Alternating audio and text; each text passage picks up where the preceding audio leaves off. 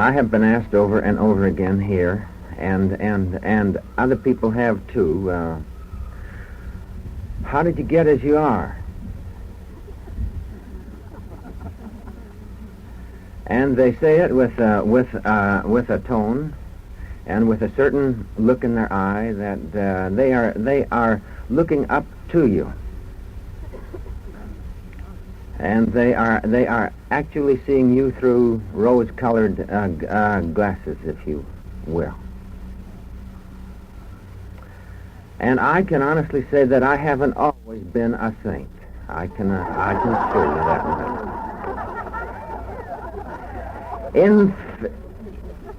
In fact, I would say there is only one individual here in comparison to whom I am a saint, and it's Kermit up there.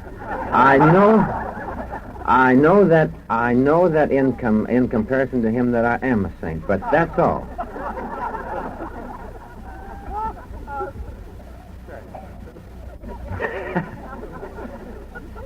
Well, this I believe it was Rufus Jones that said that he had heard all about the gospel according to Matthew and the gospel according to Mark and Luke and John and so on. But he said, what I'm really interested in is what is the gospel according to you. So if this talk could have any kind of a title to it, it would be, "This is the gospel according to me."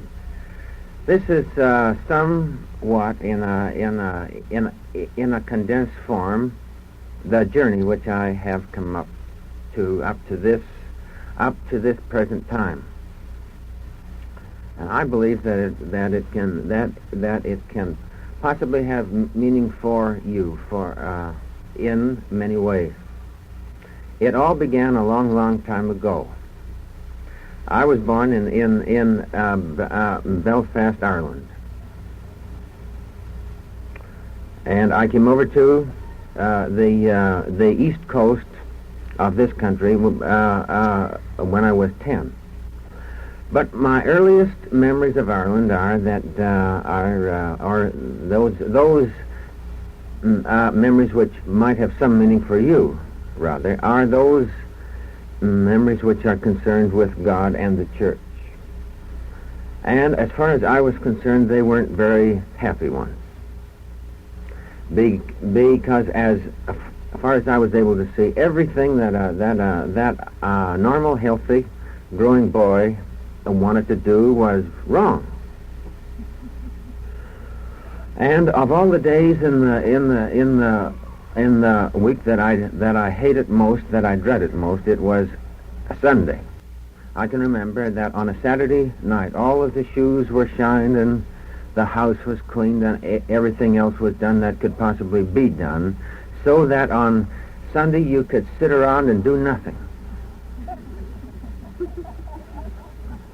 And so Sunday after Sunday, year in and year out, became associated with a depressive element, an element when you just couldn't, and it was don't. And the church in those years the sermons were long and dreary, and they were liberally sprinkled with hell and hellfire. And so and as Sunday was supposed to be the Lord's day, all of those attitudes and emotions became associated in my mind with God, and I didn't want to have any more to do with God than I absolutely had to. And I can remember another experience which I had there. We had street preachers over there, and I can remember I was listening to a street preacher this night, and he was talking about the coming of the end of the world, and how it was soon, and so on, and how that the saved would be saved and the lost would have a hot time of it. And as to just who was saved was about anybody's bet. Because even at that young age, it was obvious to me that you could be saved in one church and you could go to hell in the next corner up there. It all depended on so many small things which were confusing to you. And as to just who was saved, there was always that area, that element of uncertainty and tension in you. So you weren't sure about it, and all of that became associated with God too. Well, he went on and described in a most vivid manner how that when the end of the world came, how there would be a blast of the trumpet, and boy, all hell would just break loose. And as he got through, the sun was setting in the west, and I looked up, and the sky was a big ball of red fire, and I thought, brother, this is it. And I started to run home with a panic that I will always remember. I don't have any idea what the idea was in my mind as to how I would be helped by getting to the home, but I just ran and ran and ran, and I can remember the terror and the panic of it all. Well, all of those things were associated in my mind with God also. And as the years went on and you had experience after experience of that sort, God became the sort of an individual that you didn't want much of. If you could possibly get on by yourself, why, you certainly would. But there was always this element of hell in there, and so in your mind, just to be on the safe side, you ought to be saved, I guess. And it wasn't a matter that you went to God because God was God and because he was good, but because he was simply the lesser of two evils. Well, in those early years also, I don't know, I was about 5 or 6 or so, I began stuttering, and as to why is beside the point of my story here. But with it over the years came all the fears and the feelings of shyness and embarrassment and the and the terrific feelings of inferiority which went with it. And the constant beginning to wonder in your mind, why am I not like other people? And the rebellion of it, and the terrific frustration of that. And as you get up into your teens, after wondering over this why, you began to think also about you had to come to some conclusions about God and about life. But I can tell you there were many times when if I had had the courage, I could have easily killed myself, because life just wasn't worth it. I couldn't see. Now I'm not trying to tell you that I didn't have any fun, because I did. I had loads of fun.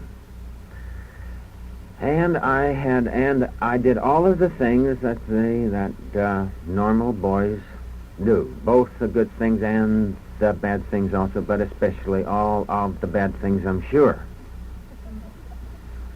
And I got into as much trouble as anybody else did. But I can remember all those years, this big question mark in my mind, how they would say that God was love and how he would help you, but I didn't seem to be able to get any help from him. And as for love, it was more fear than it was anything else. And you know, one of the reasons why I'm sure that God is love is because that having lived with fear and having lived through fear for so long, I know that you can't hold anybody ultimately by fear. You can hold them in terror and in fear up to a certain point, but But there comes a time when the fear to them becomes normal. And when the fear becomes normal, they rebel and revolt against it, just as it has been the whole history of the world. That whenever there has been a dictator, he has been able to hold a nation and a people for so long in fear and terror. But there always comes a time, there's something in the human soul that rebels against it and revolts against it altogether. And that's just exactly what happens with individuals in their growing relationship with God. You may be able to hold them in line up to a certain point with all the stories of hell, fire, and so on, but you're not going to be able to hold them for very, very long if they've got any courage at all, or if they're in the least bit normal. They eventually get to the point where they say, well, I don't care, I'm going out and I'm going to have some fun now. So I got through high school and all, and I worked for 3 years after high school, and I went on to college then. And after I took my first course in psychology in college, I knew that here was the answer. Here was a thing which I could understand. All these other terms, love, faith, mercy, and all those things, they were indefinite. They were general. They were things you couldn't get your teeth into. They really didn't enter the world in which I lived. But when I took my first course in psychology, I knew, brother, this is it. This is stuff I can measure. This is stuff I can check with a pencil and a calculator. Here is the place where I will learn to understand myself and everybody else. And when I learn to understand all about the human instincts and urges and emotions, and as to how they're formed and shaped and warped and everything else, then I can go out into the world, and the world will be my nest, and I'll get mine in some way or other.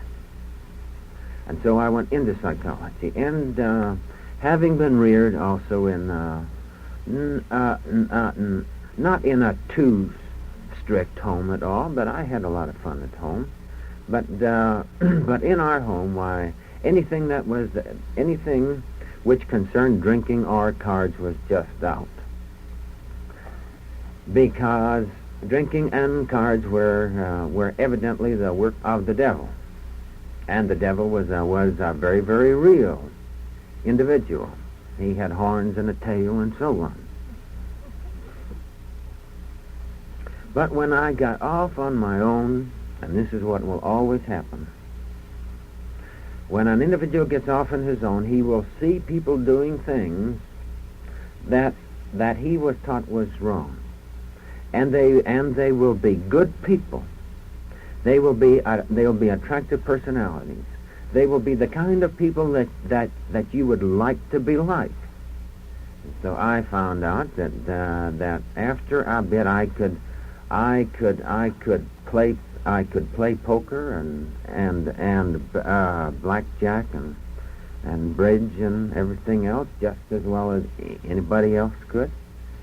And that I could drink just as much as anybody else could, and I loved it.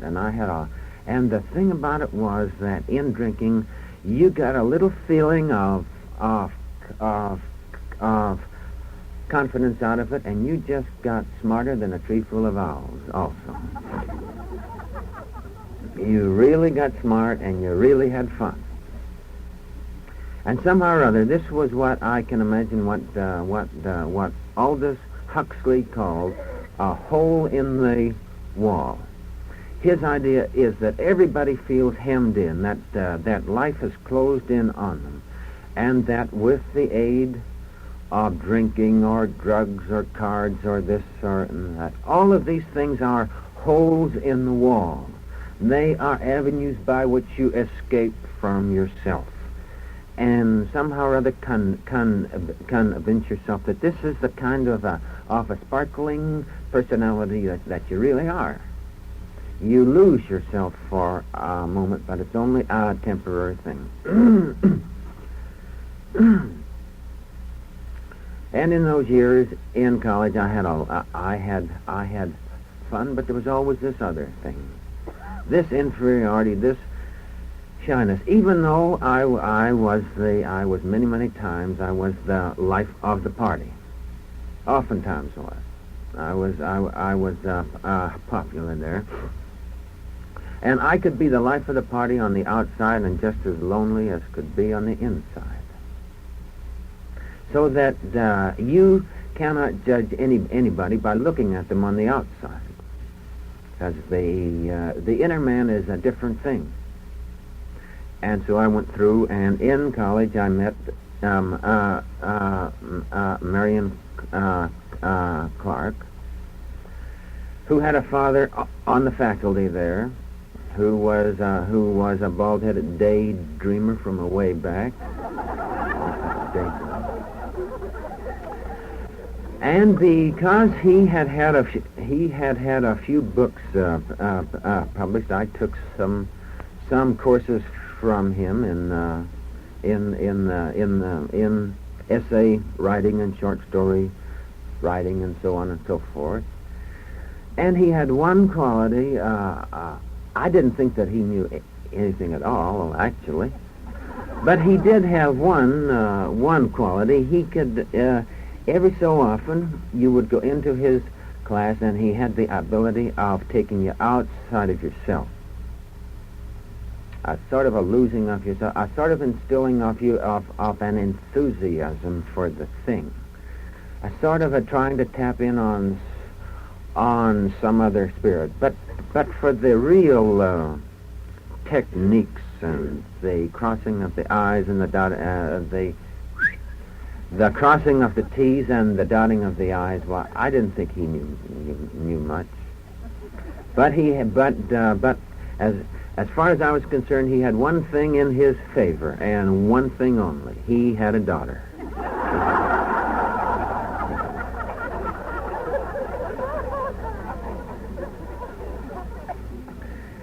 And so, as the years went by, I began to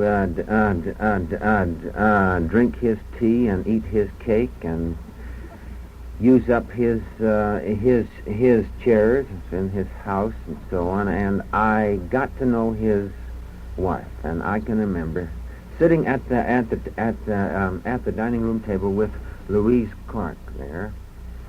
And, of course, I was just filled with philosophy and psychology, and I wanted to know all these answers. I was sick and tired of all this stuff about love and faith and stuff.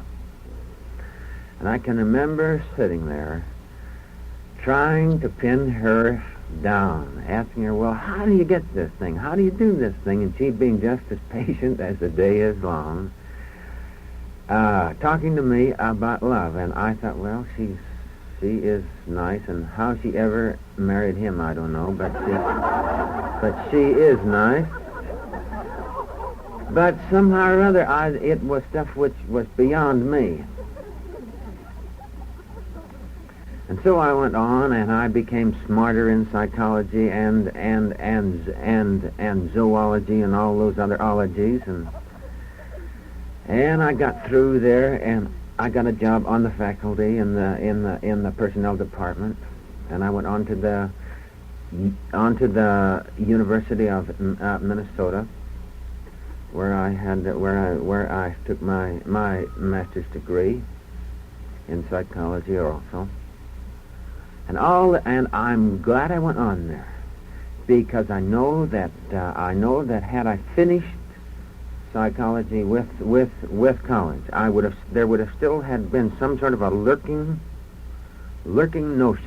hint in my mind that maybe psychology, after all, did have the answer. Maybe if I'd just studied it a little bit more, maybe if I'd gone a little bit deeper in it, maybe that would have been the answer.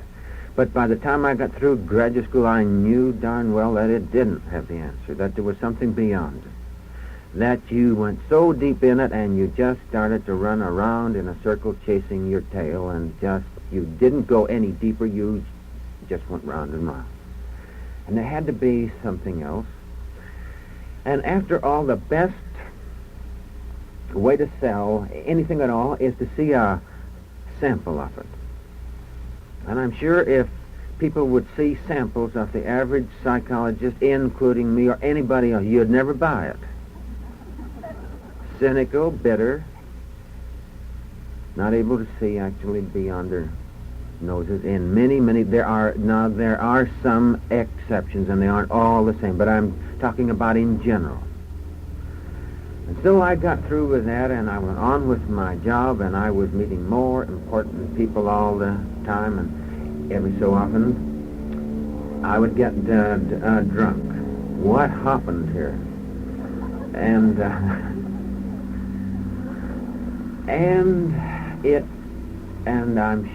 I just know that if there had been any propensity in me toward alcoholism at all, I would have been an alcoholic way back, but I just didn't happen to have.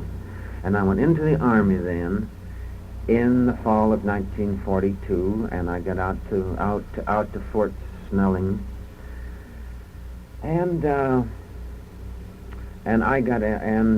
was immediately assigned to the psychological testing station there, and I did psychological work all through the Army years. And with the frustration of the Army and the hopelessness in myself, which had been growing for years and years, seeking for some way out, this thing that would make you feel whole and complete on the inside, unable to find it. Why the card playing got more and the drinking got more also, and every so often I would wake up in the morning and I would just tremble from head to foot, and I knew that I had to stop it. And I was always able to. But I can understand, or I got some hint there as to what it must be when you haven't got any control over yourself. And it really wasn't through any strength of my own. I just plain language just didn't happen to be an alcoholic. So after I got out of the Army, I should say that now I got out of the Army. Well, before I went in the Army, when I was still in college, once or twice I went up for a weekend to the Camp Farthest Out in Minnesota, up at Lake Coronis there. And believe me, I had no sympathy for it at all, and all these individuals were just a bunch of nuts up there. They were queer and neurotics of all sorts, and they were always running around and speaking about love and all this stuff, and I was sure that they didn't know what they were talking about, especially in regard to love, because it sure didn't make any sense to me. And the worst experience I had was that the first time I got up there, Alice Kraft was leading them in rhythm. And any feeling of tolerance which I had built up going up there, the minute I saw all of these old ladies and men trying to make as if they were young, well, boy, believe me, it just went right out the window fast. And I was sure I had just come into a nut house. And you just didn't want to even touch them. You just wanted to slink off and hide behind a tree up there, which I did. Just scared to death that somebody or other would come up to me and say, "Oh, we're glad to see you. Come on over here." Believe me, I would have run a mile if they had. I would still be running also. And I was the individual who went up into the temple and threw out my chest and said, "I thank thee, God, that I'm not as other men are." And so I hung off, and I went up there about before my Army years, maybe for about 2 weekends or so, and I just didn't. And here is the thing: if anybody in those early years had have told me in any form, shape, or manner that I had to go to all of the meetings, I would have packed my bags right then and gone. But they had the divine wisdom or the blindness, I don't know which, to let me do just what I wanted to do. And so I spent most of my time fishing. I went out on the lake and fished, and I came back. But you know, you go out on the lake and fish, and you have to come back. How's the time anyway? Oh. No. No. I went out in the lake and I fished. But the thing is that you have to come in every so often, and you can't go to your cabin all the time. And I couldn't either, so I just hung around with a man here and a man there, and believe me, those men were hard to find too. But I would find a male over here and a male over there, and I would talk to them. And gradually, it's amazing after you begin to talk to some of the men at these CFOs. By golly, they're pretty normal. And there was especially one man there, Arthur Miller. He's a minister in Denver now. He has I believe he has the second largest Presbyterian church in the country. Well, Arthur and I would go out and fish and fish and fish, and we would tell stories, and we would joke, and we would laugh, and somehow or other, not from anything that Arthur ever said, but just by the fact that he was normal, just by the fact that he had a tender spirit, that he had an understanding mind, that he was normal. And his acceptance of me was one of the things in those early years. And I know right now, and I will never, if I go to camps for the rest of my life, I would never urge any man especially to have to go to the meetings and to have to partake in everything. Hang around. I think that more healings of spirit and mind and body are achieved at these camps, not by some speaker or some leader or some song leader, but as the camp goes on, there's a corporate spirit of love and of acceptance and understanding and goodwill. And it is God working through the corporate whole that oftentimes does more than the so-called leaders do. Well, I went into the Army, and all of the experiences I had at the camps just certainly hadn't impressed me at all, and I had finally married into the Clark clan. And as I got to know Glenn more and more, I began to say, well, he's away off in a dream world, and his feet aren't on the ground. He's a pretty good egg, though, and at least you can live with him in peace and in harmony. And somehow or other, all of the things that he talks about, somehow or other, he may not be able to explain it in words or in terms that are satisfactory to me, but he's got something. And to be intellectually honest with myself, I would have to say then, well, okay, if he has something, and if you don't accept the explanation that he puts on it, then study him and try to find some explanation for his actions, for his life, that does satisfy you. And of course you're unable to as the years go by, and as life chips at you more and more, and cuts away all of your prides and so on, and as you bat your head against wall after wall, somehow or other you're unable to find the answer in the place where you think the answer ought to be. And you get to the point where you're willing to find it any place. And I got out of the Army, and I was in a rather bitter, cynical mood. And I was all set for a psychological job. And Helen Wentworth, who is Glenn's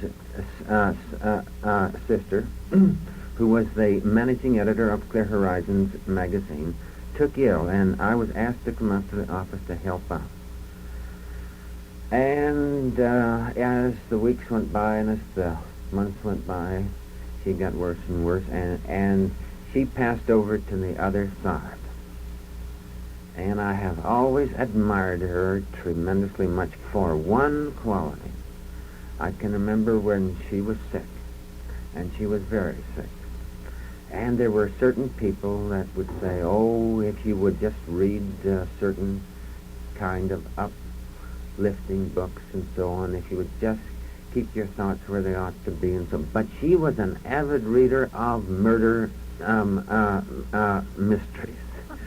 She would go through more murder mysteries than you can imagine. And I can remember after I was married, after I was in the Army and we moved into Glenn's home, that Tuesday night was a night of something that I just eventually had to go out, because it was a night when the radio would start on at 7:30, and it was just one scream, shot, groan, moan, right straight through the evening, and Helen would have her ear up there just reveling in all the gore that poured forth there.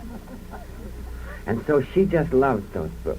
And as the end came closer and closer, she had that inner knowing, that inner trust, that inner faith, knowing that just as long as she was with her Lord, that was all that mattered. And so she just read murder mystery after murder mystery, and I sure admired her for it too. So I got out of the Army and I got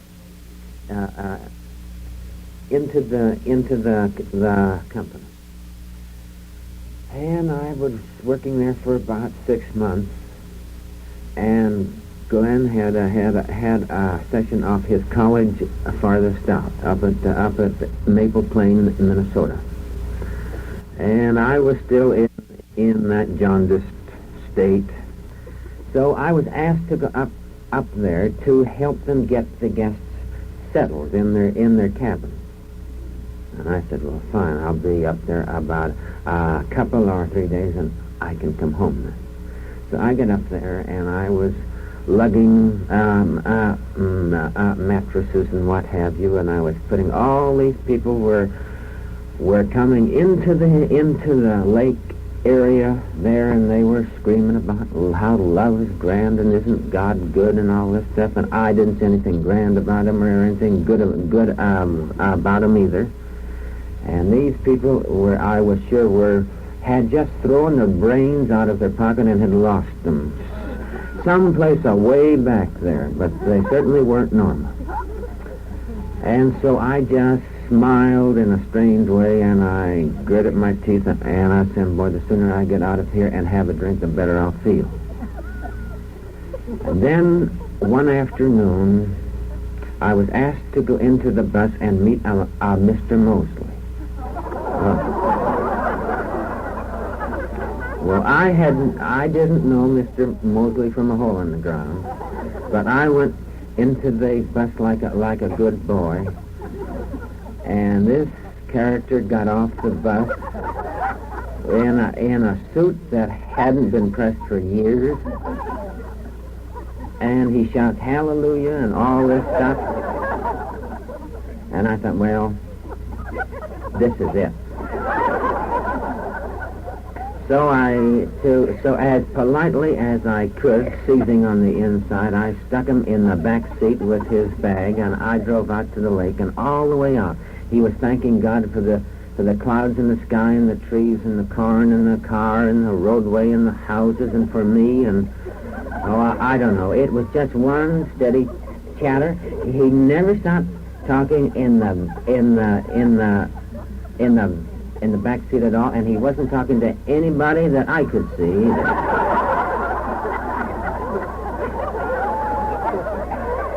And I was sure, well, this guy has just escaped from a nut house, or he ought to be in one. And I got out there, and they assigned him to my cabin.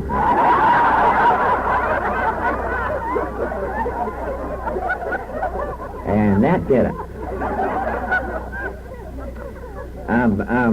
Bradford Lambert was there, and I had known him, and he was a good guy. So I said, Brad, how about you and I going into Minneapolis and having supper? And he said, sure, good.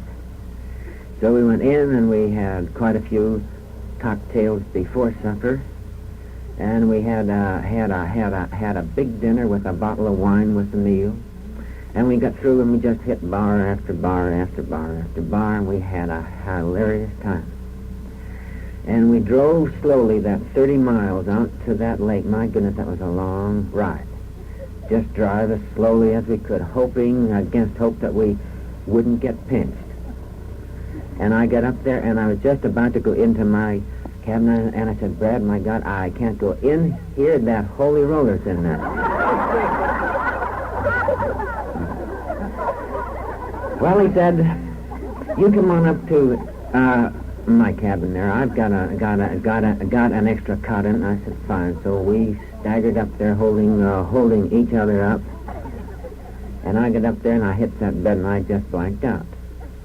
And I woke up in the morning, and here was Brad sleeping on the bare springs. And I said, what happened?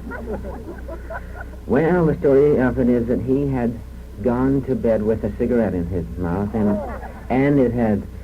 had fallen asleep, and it had rolled out of his mouth, and the mattress had caught fire, and but for the grace of God, he just happened to wake up is all, because the usual story of such things is that it smolders and smokes, and everybody in the room goes under.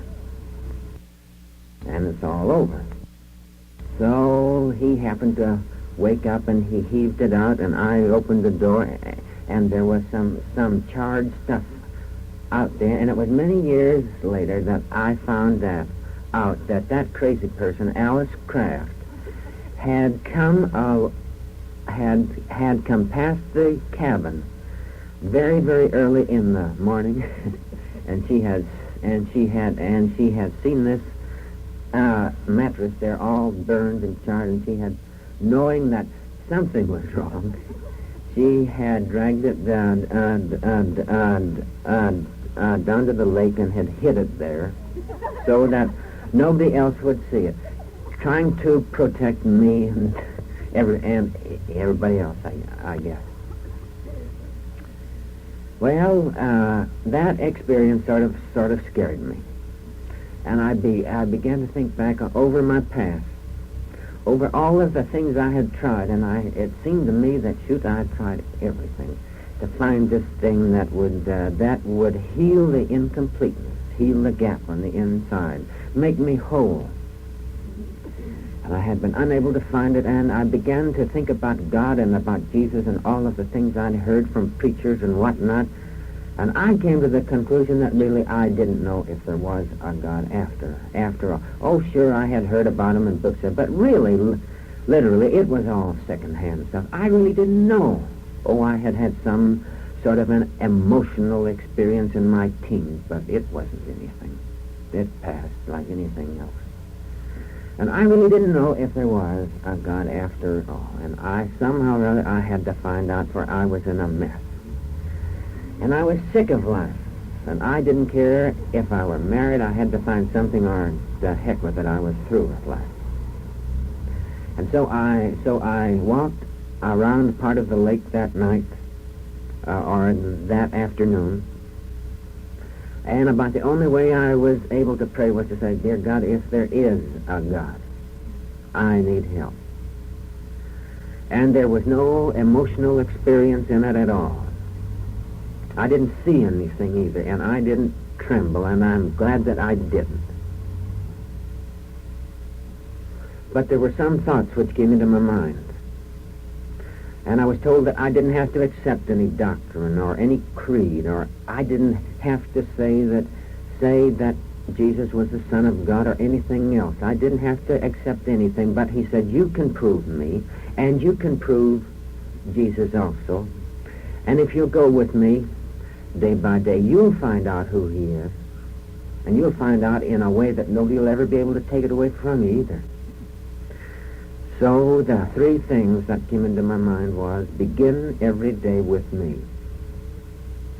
In any way that comes natural for you.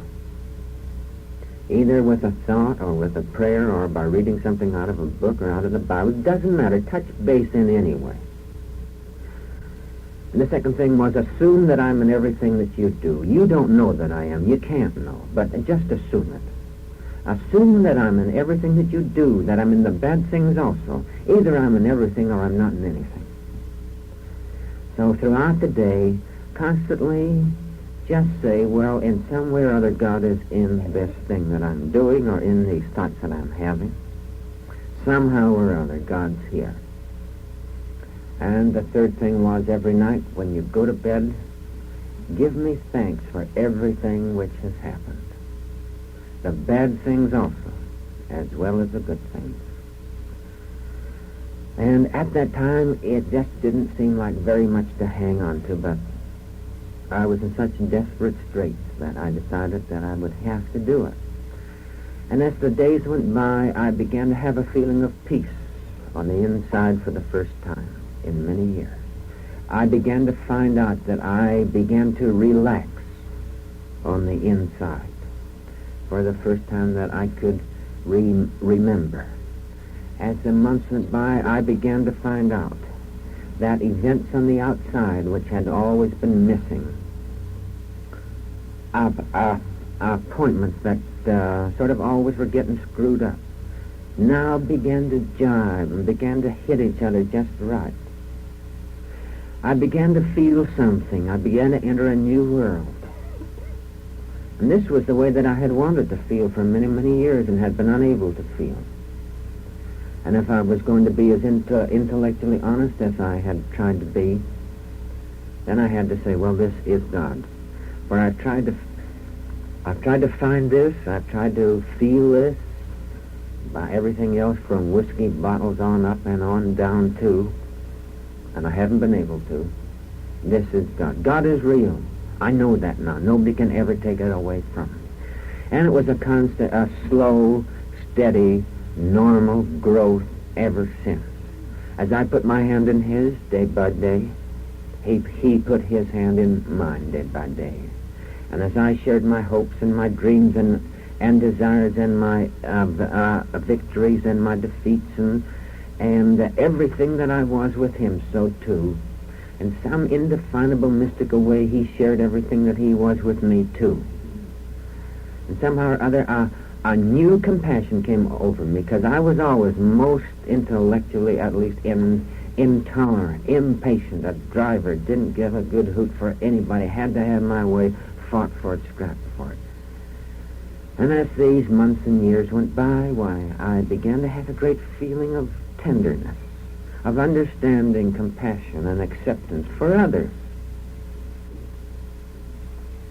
And I had been in the office for some years when Gunn was out on the road more and more, speaking in different parts of the country, and the Bible class that he had started in Plymouth Congregational Church in Minneapolis was more often and more often without a teacher. And so they called me up and they asked me over if I would come over and speak to them. And with my handicap, if there was anything I was sure that I would never do, it would be to get up in public and speak before anybody. That was just nuts. So I told them in no uncertain terms, shoot, no, I wouldn't do it. No, sir. And they kept calling me up week after week after week, and I told them they're crazy, that they could call me up from now on until you-know-what froze over, and I would never speak to them. I just wouldn't get up there at all. Well, they kept calling up, and it was years later that I found out that they had formed a prayer group in the Bible class there, and they started to pray that God would in some way or other work through me, and that I would come over there and speak, which is what is known, spiritually speaking, as a dirty pool, I think.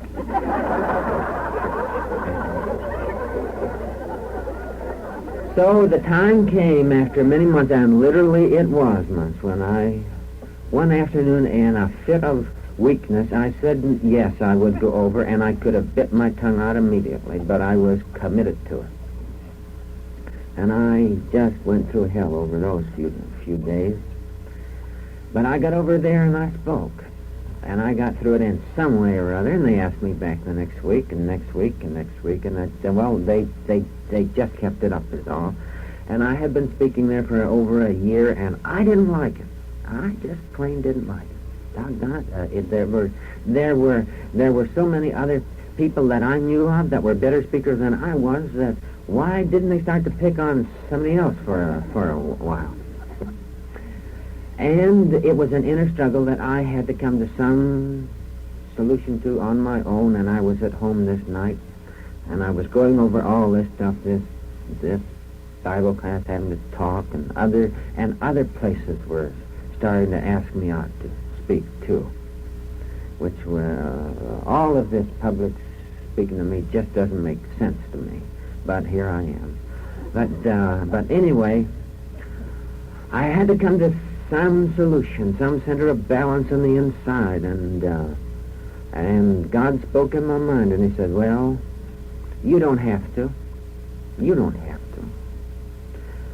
But there's one thing that you have to come to a conclusion to, is, are you willing to be a fool for me? Because getting up before, in public and stuttering was what literally meant to me being a fool. That was the thing I sure I'd never do. That was literally being a fool. And I had to fight that out in that moment, in my own inner soul, in my heart of hearts. Was I willing to be a fool? And it was also said, you don't have to. Look back on the sort of a person you were a year ago. Look at the kind of a person you are now. Look at the sort of a person you are since you really put your hand in mine and I in yours. And look at the kind of a person you are now. What kind of a life do you want? The choice is really yours. There isn't any coercion here. But I knew what kind of a person I had been, and I knew all the agonies of it, and I knew the kind of a person that I was then, and it was at least better. So I had to come to a decision there. Yes, I'm willing to be a fool for you.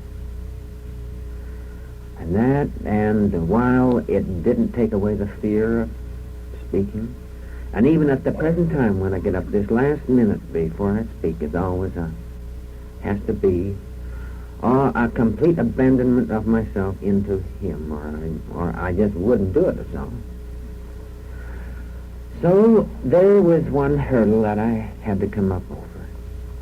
And then the time came when I was asked to talk at my first Camp Farthest Out, which was in Arkansas in 1950.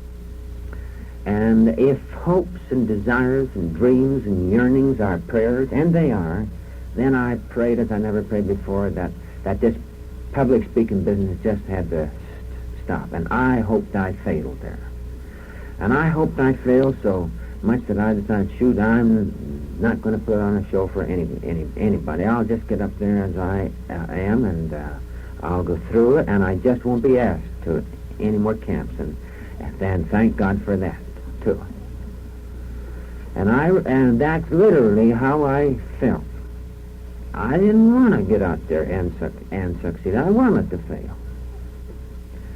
But I was asked to other camps and into churches to speak, and that's how it's gone. And one of the other things I've discovered on this journey is that there's a faith that's beyond the faith of success. There's a faith that's born in the failures of life that's stronger.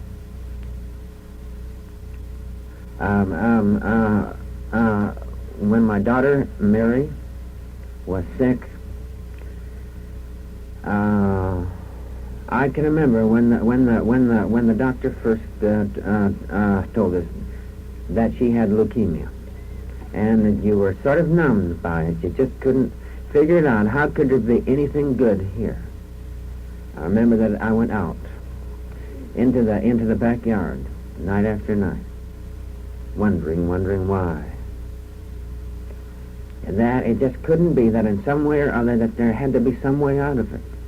And the only thought which came into my mind was, in all things, for all things, give thanks. And I'd say, well, for what? For I couldn't see there was anything to give thanks for. And I go out there and I wonder, and it was in my mind almost all the time. And it was after a month that I was out there. And this thing just kept playing around in my mind like a broken record. For all things, give thanks. And it sort of hitched up to the first thing, to that first real experience that I had. Either I'm in everything or I'm not in anything. And so I said, dear God, I don't know how you're in this. I don't see anything good in it at all. I hate every bit of it. But for whatever way you're in it, I give you thanks. And in that moment, a miracle happened to me. I had no conception as to how cold, as to how bitter I had become on the inside, as to how hard. I had never been able to figure out what it meant in the Bible when it said Pharaoh had hardened his heart. Well, believe me, I knew then, and it had been an unconscious thing with me, because I was just hard as brick and granite on the inside. But in that moment, it was as if a great big sheet of ice started to melt, and a warm feeling of peace came. A peace came that lasted all through those many months. A peace that never did end. A peace and a victory that in some way or other ushered me into that company of Jesus where he said, be of good cheer. I have overcome the world. I can't think of anything I was reared in a family of boys, and if there was anything I was after, it was a daughter. And I can't think of anything which could have crushed me more, which could have hurt me more. And here was the most precious thing which I had, and she was going. But I found something there. I found that even when life was at its worst, that I had a God that was bigger than life when it was at its worst. That I had a peace that was stronger and deeper than anything that this life could do to me. And I knew from that experience, with even the joy of it, yes, there was a joy in it too, that with even the joy in it, that there was nothing that life could do to me from then on that could ever defeat me. That my God, he was a real God. And out of that experience came a depth of understanding, a depth of love that is beyond all of the success stories. For this is a success story. This is a life after death one. And if any of you have been concerned about death, I can assure you that the greatest proof of immortality and of eternal life is to see somebody cross over. Why, that's the most thrilling thing that you'll ever see. One moment, and here they are. Another moment, there is the same shaped nose and eyes and ears, and at that moment I was there, and she had gone to the other side. Just about a night before that, she had been laboring hard at her breathing.